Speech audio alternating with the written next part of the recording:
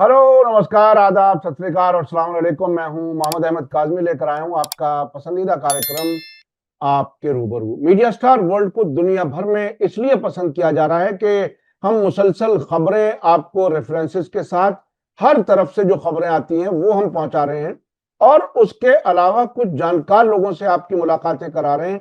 दुनिया भर में जहां भी कहीं हम राब्ता कर पाते हैं, क्योंकि जाहिर है सभी लोग अवेलेबल नहीं होते, लेकिन हम पूरी कोशिश करते रहते हैं कि हर पहलू से आपके पास इंफॉर्मेशन पहुंचे और एनालिसिस भी पहुंचती रहे, ताकि आप उस हकीकत को अच्छी तरह समझते रहें।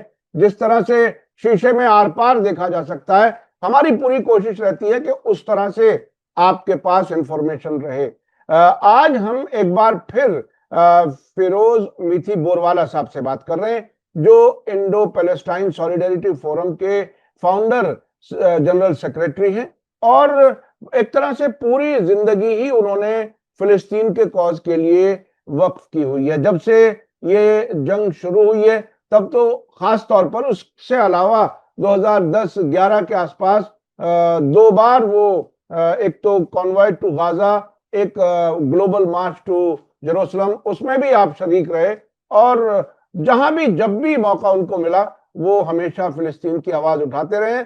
और जब से ये जंग शुरू हुई अक्टूबर 2023 से, उसके बाद इंटरनेशनल या नेशनल लेवल पर जहां भी कहीं फिलिस्तीन के सिलसिले में कोई कॉन्फ्रेंस हुई है, उसमें आपने शिरकत की है। दुनिया में हर तरफ जहां जहां भी हुई है, साउथ अमेरिका से लेकर के मॉस्को तक, और यूरोप में, और मिडिल ईस्ट में, तो बहुत ही गहराई से उनकी मालूमात होती है। हम सीधे चलते हैं, उनसे बात करते हैं कि आखिर अब सीज फायर का जो मामला अटका हुआ है वो कहां अटका हुआ है, कौन सी वो शर्तें हैं जिस पर हमास फौरी तौर पर जवाब नहीं दे रहा। विटकॉफ ने जो फॉर्मूला दिया है वो क्या कुछ है, वो सारी चीजें हम बात करेंगे। उसके अलावा वेस्ट बैंक में ऐसे वक्त में जबकि जंग हो रही है, वेस्ट बैंक में और गैर कानूनी यहूदी बस्तियां बसाने का सिलसिला आगे बढ़ता हुआ नजर आ रहा है। इरादा यह है कि इस पूरे इलाके में जहां गाजा और ये जो वेस्ट बैंक है, वहां कहीं कोई फिलिस्तीनी नजर ना आए, ये उनकी कोशिश है। फिरोज मीठी बोरवाला साहब, वेलकम है आपका। मीडिया स्टार वर्ल्ड को आप वक्त दे देते हैं, उसके लिए बहुत बहुत शुक्रिया। आप ये बताइए कि आखिर अब जबकि भुखमरी आखिरी दर्जे पर है, जो मदद के तौर पर जो सामान दिया जा रहा है, मैं उसकी डिटेल देख रहा था, वो एक वक्त भी आदमी खाना नहीं खा सकता, और वो भी सिलेक्टेड कम लोगों को दिया जा रहा है। और यूनाइटेड नेशन ने खुद इस पे एतराज किया है कि ये ह्यूमैनिटेरियन नजरिए से बहुत ही गलत तरीका है जिस तरह से ये इमदाद देने का ड्रामा किया जा रहा है। ऐसे वक्त में क्या हमास और इसराइल के बीच में कोई जंगबंदी का मामला, जो जो नया फार्मूला भेजा गया है विटकॉफ की तरफ से, बल्कि ट्रंप की तरफ से, वो क्या कुछ है, कहां बात अटकी हुई है? क्या हमास अब भी वो महसूस कर रहा है कि पूरी तरह से खत्म करने की तैयारी है, और हमें सिर्फ बातों में उलझाया जाता है? क्योंकि अब से पहले भी जंगबंदी हो चुकी है, और जंगबंदी तोड़ने वाला सिर्फ और सिर्फ इजराइल और उसके पीछे खड़ा हुआ अमेरिका, उन्होंने जंगबंदी तोड़ी है। आपको क्या लगता है अब की सूरत हाल क्या है? बेसिकली दुनिया के इतिहास में इतना इविल फोर्स नहीं रहा है जितना इसराइल है। ये तो क्लियर हो चुका है। इस बार ब्रेक थ्रू इसलिए भी है क्योंकि यूरोप इस बार खड़ा हो चुका है इसराइल के खिलाफ। स्पेन ने तो इकोनॉमिक बॉयकॉट की बात की है, नॉर्वे ने भी क्लियर कट बात की, मगर फ्रांस, ब्रिटेन और जर्मनी में भी खड़े हो गए हैं। और जब जर्मनी बोलने लगा तब इसराइल थोड़ा हिल गया कि भाई अभी मेरे कोई दोस्त बचे नहीं है अमेरिका के अलावा। तो ये अभी पूरा दुनिया का प्रेशर इसराइल और अमेरिका पे जा रहा है, क्योंकि हमको याद है कि बाइडेन के दौरान रोज ये ड्रामा चलता था, मैं बहुत मेहनत कर रहा हूँ, सीज फायर के लिए बहुत मेहनत कर रहा हूँ, होते होते वो वॉर की पूरी बम बाइडेन ने दे दिए थे। ट्रम्प भी वही सब बातें कर रहा है कि मेरी ऑफिस बहुत कोशिश कर रही है ये सीज फायर को लेकर, मगर कुछ हुआ नहीं। तो अभी ये देखना है कि विटकॉफ का ये जो नया सो कॉल्ड प्रपोजल है, जिसका मैंने अभी लेटेस्ट सूचना देखी कि हमास ने कहा कि जो इजराइल ने एग्री किया है वो तो है कि continuation of war by other means होगा। तो हमें ये तरीके से तो हम इसको एक्सेप्ट नहीं करेंगे, हम फ्राइडे या सैटरडे को उसका जवाब देंगे। तो अभी ये देखना है कि हमास क्या जवाब देता है। बेसिकली हमास का पोजीशन क्लियर है कि ये जंग बंदी हो, परमानेंट सीज फायर हो, इजराइल के ट्रूप्स वहां से निकले और जो एड आता है वो यूनाइटेड नेशंस की जो अलग अलग एजेंसीज है उसके थ्रू से बांटा जाए। कहीं भी ऐसा कभी नहीं हुआ कि हमास ने लूटा है वगैरह वगैरह, वो सब झूठी खबर है। और आप देखेंगे कि इस बार इजराइल ने क्या किया है, क्योंकि वो भी दबाव आया इजराइल पे कि भाई एड जाने दो, एड जाने दो। तो उसने एक गाजा ह्यूमैनिटेरियन फाउंडेशन का क्रिएशन किया है, बनाया है। ये गाजा ह्यूमैनिटेरियन फाउंडेशन क्या बैकिंग मोसैड और अमेरिका की प्राइवेट कॉर्पोरेशन है, मिलिट्री कॉर्पोरेशन। तो उन्होंने केजेस बना दिए थे, उन्होंने आह्वान किया कि ये टाइम पे ये जगह पे पहुंचो, तो बेचारे लोग 25-30 किलोमीटर चढ़कर गए इतनी धूप में, और उनको पूरे केजेस में डाल दिया कि आके बस आप लीजिए। और वो भी क्लियर कट है कि इनका सबका फेशियल रिकग्निशन वगैरह करेंगे। और मतलब इतना अनसेटल था वो मामला कि लोगों ने वो केजेस तोड़ तोड़ के जो भी हाथ में उनके खाना आया ले लिया। वहां भी इजराइल ने गोलीबारी की, मगर मतलब इंसानियत की हद का जो मर्डर कर रहा है रोज, वो इजराइल कर रही है। ओके, तो भूखे लोगों को आप सता रहे हो, क्योंकि आप क्या कर रहे हो कि एक जगह पे आप बच्चों को मार रहे हो। और अभी क्लियर कट आ रहे हो, उनके नेतन्याहू ने तो 1.5 साल पहले बोल ही दिया था कि बच्चों को मारेंगे। उन्होंने बिब्लिकल वर्स सैमुअल 1:15-3 को कोट किया था कि एमलेकाइट के जो बच्चे थे वैसे हम इनको भी मारेंगे। तो ये तो क्लियर कट था। इनके दूसरे मेंबर ऑफ पार्लियामेंट है मोशे फैगडे ने उसे ही बोला है कि हम तो, and I quote him over here, कि मतलब जिस लेवल पे ये लोग बोल रहे हैं, unbelievable to the heights they are going to. तो पॉइंट्स के इनकी जो पूरी घिनौना चेहरा है इजराइल का, वो इतना सामने आ चुका है कि दुनिया में एक रिवॉल्यूशन है यहूदी के खिलाफ। मैं क्लियर कट यहूदी बोल रहा हूँ क्योंकि ये जूइश स्टेट है। और एक पोल आया है कि जितना कट्टर यहूदी है वो इतना ही कट्टर होता है। ये वॉर चलाओ, बच्चों को मारो और पूरा का पूरा एथनिक क्लेंजिंग करो अवाम को। तो ये जायनिज्म बायनिज्म तो बोलने की बातें है, मगर जितने ऑर्थोडॉक्स कंजर्वेटिव जूस हुए, जितने कट्टर जूस हुए, वो इतना ही बोलते हैं कि इनको पूरा खत्म करो। ओके, और अभी ये मोंडोवाइस में भी एक अच्छा आर्टिकल आया था कि poll shows Israeli believe that Palestine should be eradicated is no longer fringe opinion। ये फ्रिंज ओपिनियन कभी भी नहीं था। ये जो बोल रहे कि फ्रिंज ओपिनियन 1-2% था, हम तो बोले कि 90 to 95% इजरायली जनता ये पूरे इसमें है, साइकोपैथिक हो चुके हैं, किलर्स हो चुके हैं, सपोर्ट उनका पूरा है ये नेतन्याहू के पूरे एजेंडा को लेकर।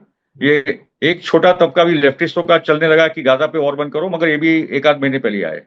Okay, now the point is के अभी ये देखना है कि ये जो विटकॉफ का जो प्रपोजल है, और आपको याद होना चाहिए कि विटकॉफ वो आदमी है जिसने 1 महीने पहले ही धोखा दिया था एल्दान अलेक्जेंडर को जब एक्सचेंज किया था। हमास के साथ डायरेक्टली बात हो रही थी जब ट्रंप कतर सऊदी और यूएई की ट्रिप पर आए थे। हमको भी लगा था कि कुछ अलग हो रहा है, और अब हमास ने छोड़ा, ये जो आखिरी अमेरिकन इजरायली एक सोल्जर था उन्होंने छोड़ दिया था वो गुडविल में कि ये लोग कुछ करेंगे, मतलब ट्रूस का कुछ अनाउंसमेंट होगा। वहां $3 ट्रिलियन लेके गया ट्रंप, और एक पानी का बोतल तक नहीं दे पाया गाजा के अंदर ये अरब लोग। सो द पॉइंट इज के क्या विटकॉफ वापस वही गेम खेल रहा है क्या? नंबर 1 की बातचीत करते करते रहो और ऐसी कंडीशन करो कि हमास उसको रिफ्यूज करे, क्योंकि हमास तो बोली कि ये जो कंडीशन विटकॉफ के है ये तो बहुत ही प्रॉब्लमेटिक है हमारे लिए, हमको सोचना पड़ेगा उसके बारे में। उसके साथ ये भी बात आई कि इन्होंने कहा कि 60 डेज का ट्रूस हो। 60 डेज के ट्रूस में कुछ कुछ चीजें, इजराइल की ट्रूप्स कुछ कुछ इलाकों से बाहर निकलेगी, एड यूएन की एजेंसी से होगा, और 60 डेज के बाद क्या होगा वो भी पता नहीं है। That is the point. Okay, क्योंकि वापस क्या 18 मार्च जैसे हो जाएगा कि वापस इजराइल बोलेगी कि भाई ये वायलेशन हुआ है, क्योंकि इजराइल का टारगेट है कि मेरे जो हॉस्टेजेस है वो निकल जाए। और अभी आप समझ लो, लेके हॉस्टेज वगैरह नहीं, ये सब सोल्जर है। जो जीवित है वो भी सोल्जर है, और जो मर गए वो भी सोल्जर की लाशें है। तो ये बोलना कि हॉस्टेजेस को कैप्चर किया, किडनैप किया, ये सब स्टुपिडिटी है। ये तो जंग में जब ये पकड़े गए इजरायली सोल्जर हमास के हाथों, तो उनको बंधक बना के लाया, ये प्रिजनर ऑफ वॉर है। ओके, तो एक तो वो बात है। So now the point comes that we have to see in today and tomorrow what Hamas comes up with, but at the same time there are interesting happening. 12 जून से दुनिया का एक बड़ा ग्लोबल मार्च 32 कंट्रों का, हम लोग भी कोशिश करें इंडिया से भी क्या हो सकता है, मगर द आइडिया इज कि अभी बहुत बड़ा गैदरिंग गाजा को लेकर हो रहा है, जहां कायरो में लैंड करेंगे, वहां से एलरी जाएंगे और वहां से गाजा जाएंगे, गाजा की बॉर्डर तक तो पहुंचेंगे। 10,000 लोग की पहुंचने की कोशिश हो रही है। इजिप्शियन गवर्नमेंट इस बार कोऑपरेट कर रहा है, नहीं तो कायरो, हम लोग, मुझे याद है जब 2009-10 की बात थी, हम लोग जब गए थे तो कायरो से ही बाहर हम लोग निकल नहीं पाए थे। इजिप्शियन सरकार ने वहां रोक दिया था, 1-2 बस को जाने दिया था, मगर इतनी बात। तो आई थिंक इस बार प्रेशर इजिप्ट के अंदर भी, तो 10,000 लोग गाजा के बॉर्डर तक जाते और वहां बैठ जाते हैं तो बड़ा काम हो जाएगा।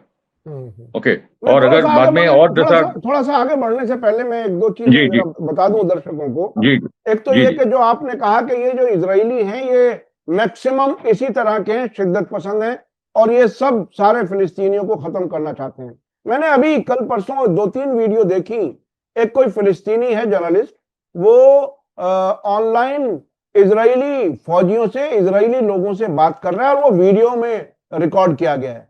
उसमें उसने पूछा कि ये जो गाजा में लोग हैं उनके बारे में तुम्हारा क्या ख्याल है, तो उसने कहा दे आर एनिमल्स। तो फिर उसने फिर रुक करके कहा कि भाई मैं भी फिलिस्तीनी हूं और मेरे फैमिली के लोग वहां पर हैं, तो क्या तुम्हें लगता है मैं भी जानवर हूं क्या? तो वो कहें अगर हाँ तुम फिलिस्तीनी हो तो तुम जानवर हो। तो ये इस हद तक साइकोपैथ हैं, और इनको शायद यही लेके इनको डूबेगा इनका ये नजरिया। अच्छा, दूसरी सही बात बात। जो आपने कायरो के बारे में कहा, शुरू के महीनों में ऐसी कई रिपोर्टें आई और मैंने अपने दर्शकों तक भी पहुंचाई, जिसमें मिलियंस ऑफ डॉलर्स खुद इजिप्शियन सरकार इन फिलिस्तीनी जो बाहर निकलना चाहते थे उनसे रोजाना मिलियंस ऑफ डॉलर्स इकट्ठे किए जा रहे थे।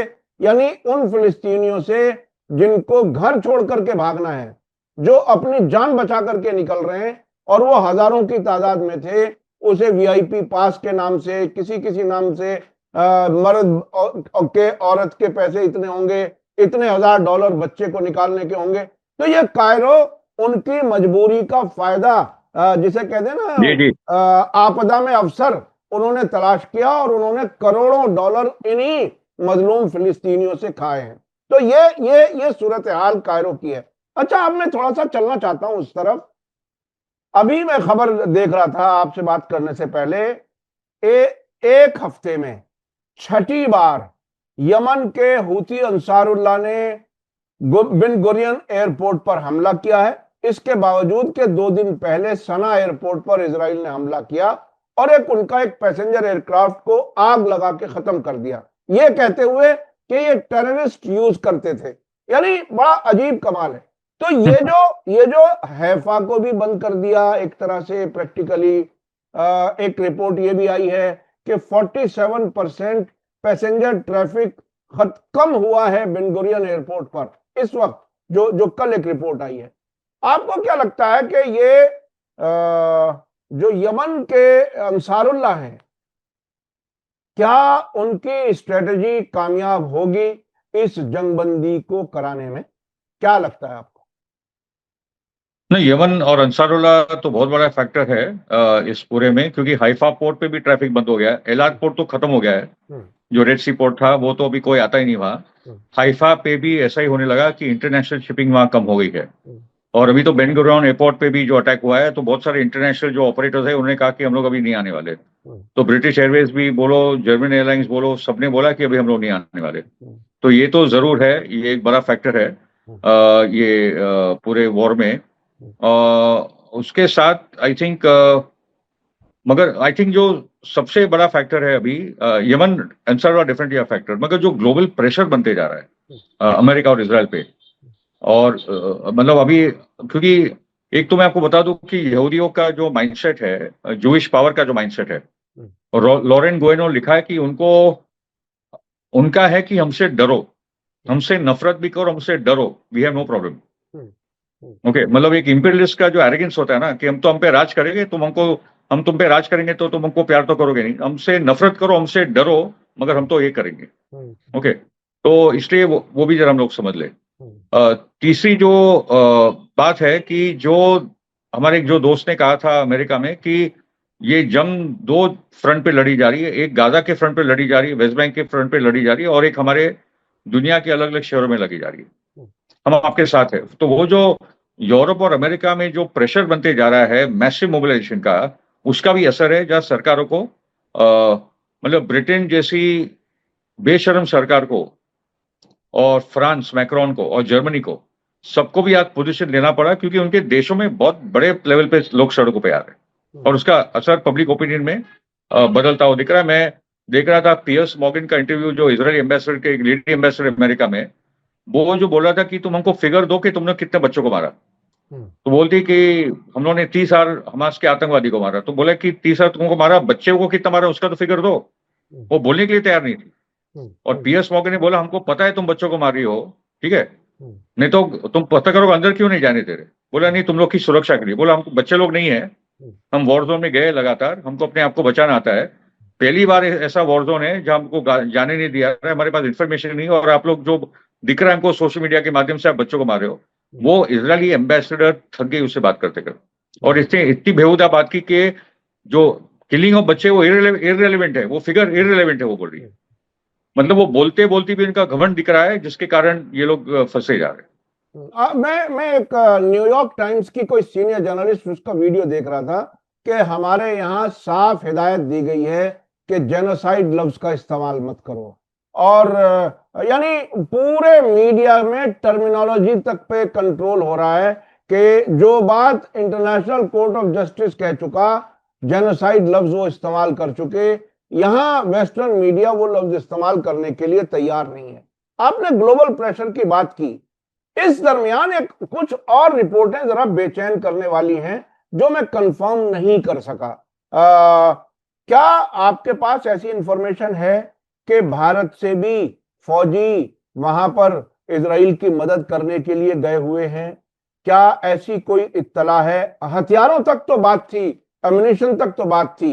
मैंने पाकिस्तान के एक यूट्यूब पर किसी बहुत ज्यादा वोकल एक आदमी सेनेटर है, उसका मैंने वीडियो देखा, उसने तो 18,000 भारतीय फौजों की बातें कही हैं। आपके पास कोई इस किस्म की कोई इंफॉर्मेशन कहीं से है क्या?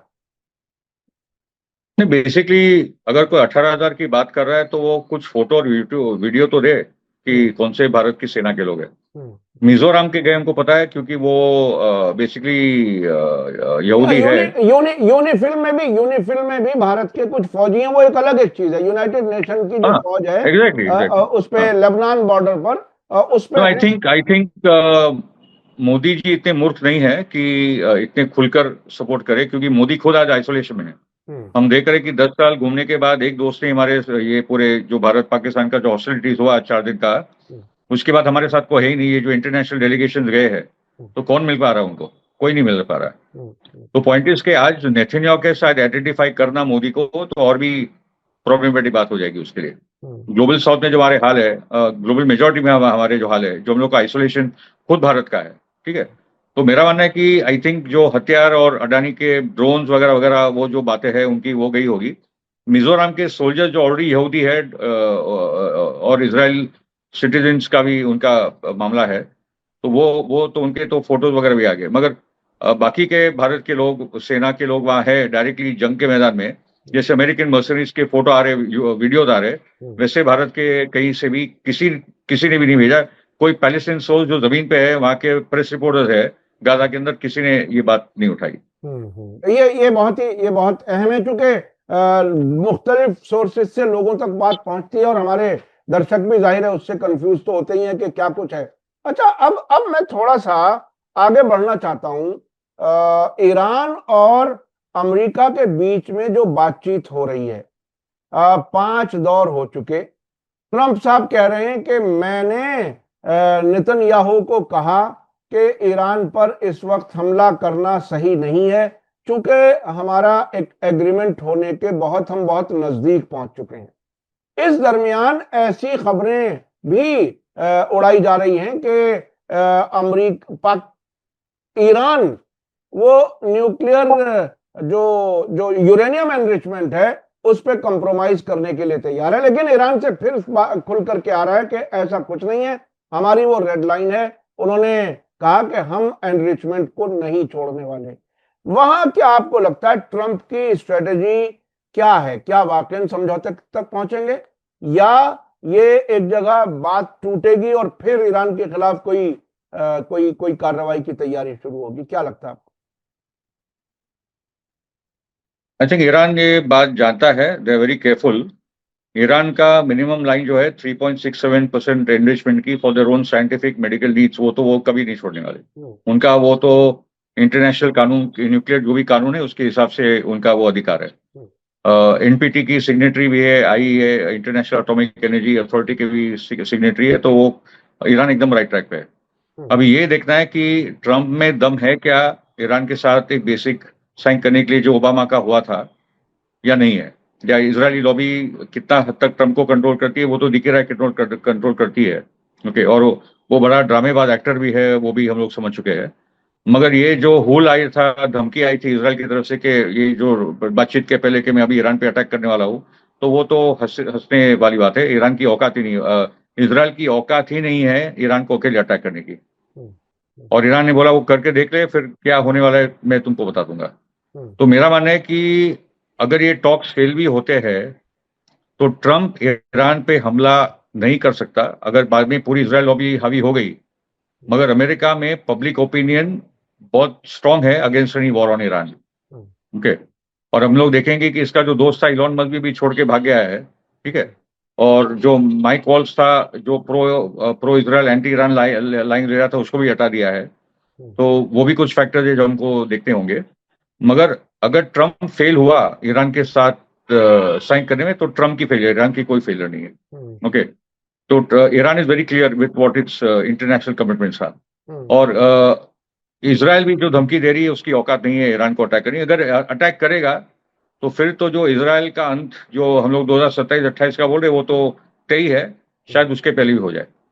अच्छा, इस दरमियान कुछ एक्सपर्ट्स की ओपिनियन बहुत दिलचस्प आ रही हैं, जिसमें खुद अमेरिकन हैं, इजरायलीज हैं, जॉर्डन के एक फॉर्मर पायलट हैं एयरफोर्स के। उन्होंने तो इस हद तक कहा कि यमन ने जिस तरह से मजबूर किया डोनाल्ड ट्रंप को कि वो इनसे समझौता करें, यमन की ताकत अब कोई कंटेन नहीं कर सकता, इस किस्म की बातें आ रही हैं। जब इस हालत में पहुंच गए और वो सीधे सीधे कह रहे हैं कि जब तक गाजा पर हमले रहेंगे तब तक हम इसी तरह से हमले करते रहेंगे इजराइल पर। उनके यहाँ क्लैरिटी है, वो घेराव खत्म करो और हमले बंद करो। इस बीच में नेतन्याहू कहीं तैयार नहीं हो रहे। हर जंगबंदी को रोक दिया जाता है, या तो खुद नेतन्याहू या उनके जो मिनिस्टर्स हैं। तो ऐसी हालत में ये जो इजराइल की भी बड़ी तबाही जो नजर आ रही है, उन इकोनॉमी बिल्कुल नीचे गिर चुकी, हर तरह से सारे तो आंकड़े भी नहीं आ रहे हैं। आपको क्या लगता है कि ऐसी हालत में नेतन्याहू कब तक खींच सकेंगे ये सब? नहीं, एक्चुअली अभी तक तो नेतन्याहू को हटा देना चाहिए था। ट्रंप और जो दूसरे जो इजरायली पॉलिटिकल लीडर्स है, Naftali Bennett, Yair Lapid, Ehud Olmert, जो बोल रहे कि एहूद ओलमर्ट भी बोल रहा है कि हम लोग वॉर क्राइम्स कमिट कर रहे हैं, या वो इजराइल की एक इमेज बचाने के लिए बोल रहा है कि भाई हम तो कुछ है जो बोल रहे हैं, या वो जेन्युइन बोल रहा है, क्योंकि एहूद ओलमर्ट के टाइम पे भी बहुत सारे ऐसे कत्लेआम हुए हैं। तो पॉइंटिस्ट के इजराइल इंटरनल बहुत बड़े क्राइसिस में, पॉलिटिकल सिविल वॉर भी चल रही है। ओके, तो इसलिए इंटरनल कोलैप्स अपने आप में चल ही रहा है। और जब साम्राज्यवाद या उसके जगह पे हम लोग ज़ायनिज्म बोले, जब उसके अंतिम चरम पे आता है तो उसका किलिंग ज्यादा होता है। अभी वो फेज पे हम लोग आ गए। ओके, और मैं आपको कुछ स्टेटिस्टिक्स बता दूं। Percentage of Jews in Israel who support expulsion of Gaza residents. Okay, percentage of Jews in Israel, ये गिलाड एडमंड का पोस्ट है, ठीक है। जो सेक्युलर है उसमें 70% बोल रहे हैं कि सभी फिलिस्तीनियों को गाजा से हटा दो, ठीक है।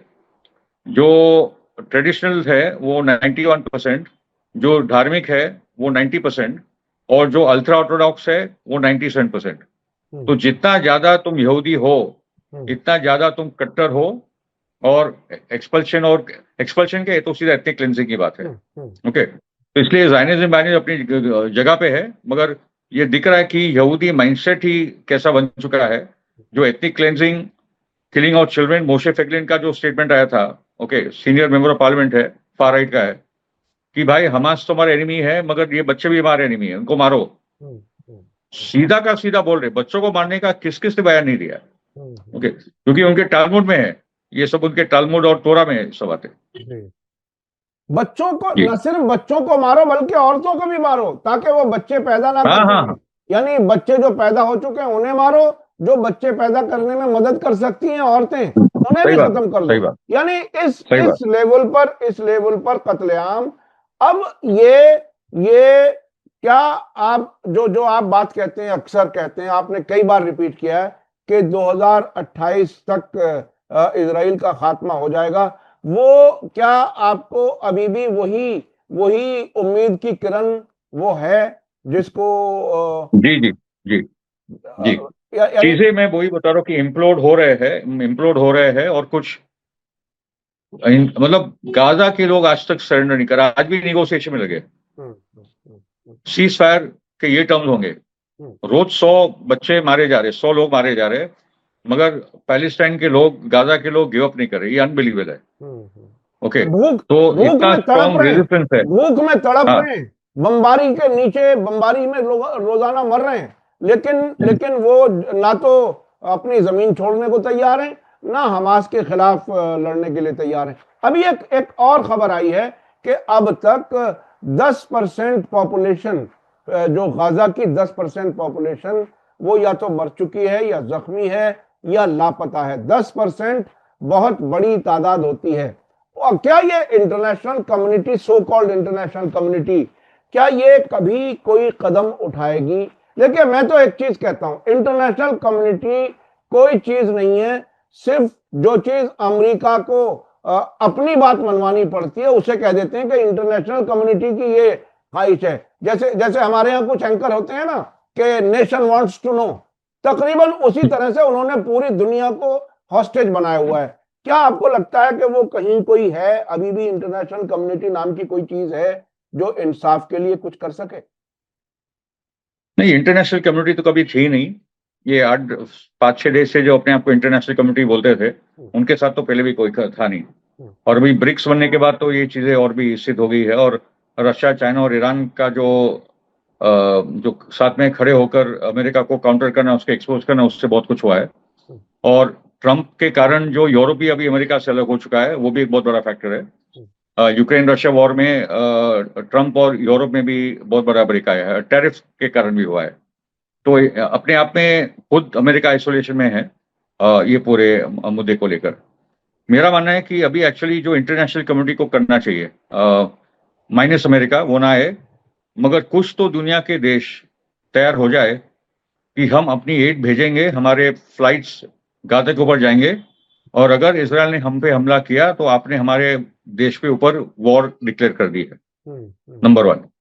नंबर 2 के कुछ 20, 25, 50 देश अपनी मिलिट्री को तैयार करे और बोले कि हम लोग गाजा आ रहे हैं वहां पीस कीपिंग के लिए।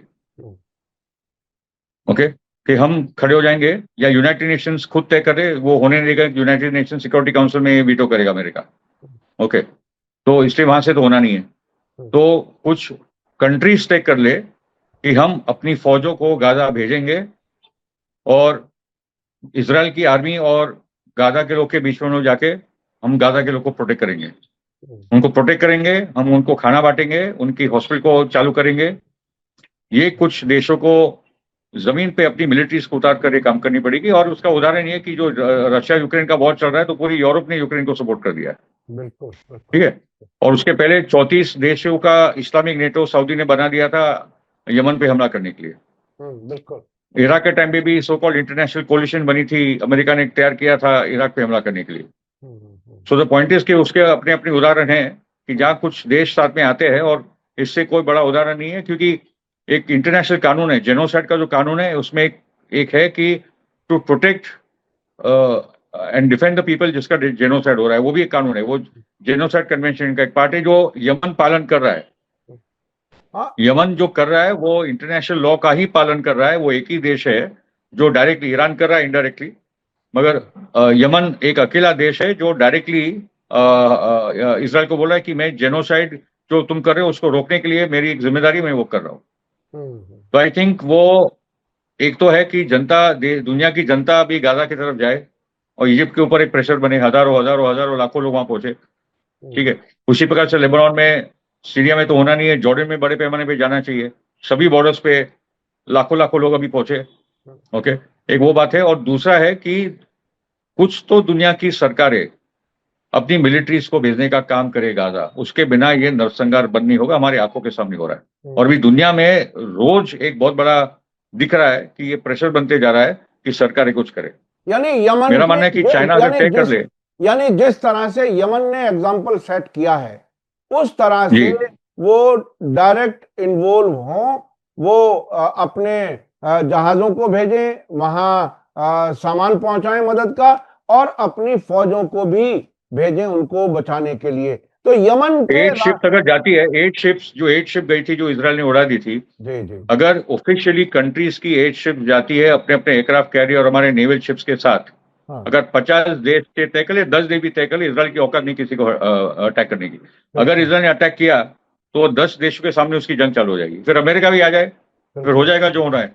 हाँ, लेकिन मगर उसके लेकिन बिना नरसंहार नहीं होगा। लेकिन फिरोज साहब, अफसोस ये है कि जिन दो कोalitions का आपने जिक्र किया, यूक्रेन की मदद करने वाला या यमन के खिलाफ जो सऊदी अरब ने, इजराइल और अमेरिका ने वो किया था, तो इन दोनों में अमेरिका शामिल है, तो वो हो गया। अब अमेरिका माइनस अमेरिका करके कुछ मुल्क आगे आए, ये एक बड़ी बात है। और मैं समझता हूं ये हिम्मत, ईरान जिस तरह से बगैर अमेरिका और इजराइल के जी सकता है, तरक्की कर सकता है, वो मिसालें दुनिया के मुल्कों को सामने रखनी चाहिए कि बगैर गुलामी के भी लोग इज्जत से जी सकते हैं। बहुत बहुत शुक्रिया, बहुत बहुत शुक्रिया फिरोज मीठी बोरवाला साहब, आपने बहुत ही अहम बात ये कही कि दुनिया के कुछ मुल्कों को मिलकर के वहां पर मदद भेजनी चाहिए और अपनी फौजों को भी भेजना चाहिए इन बेगुनाहों के कत्लेआम को रोकने के लिए। बहुत बहुत शुक्रिया। मैं अपने दर्शकों से कहना चाहूंगा कि आपको आज का ये वीडियो कैसा लगा, ये इंटरव्यू कैसा लगा।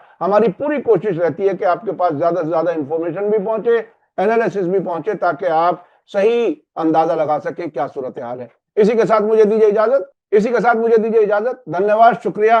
जय भारत, जय हिंद। मीडिया स्टार वर्ल्ड के और वीडियो देखने के लिए हमारे चैनल को सब्सक्राइब करें और सीधे नोटिफिकेशन पाने के लिए बेल आइकन दबाएं। और अगर हमारी खबर सच्ची और अच्छी लगे तो अपने व्हाट्सएप, इंस्टाग्राम, फेसबुक और ट्विटर अकाउंट पर जरूर शेयर करें।